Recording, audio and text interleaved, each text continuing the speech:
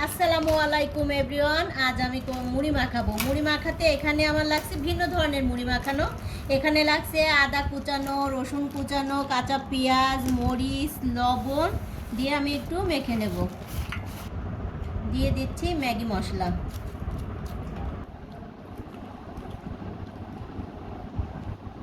সরিষার তেল, চানাচুর দাও, চানাচুর দাও, বেশি করে বেশি করে।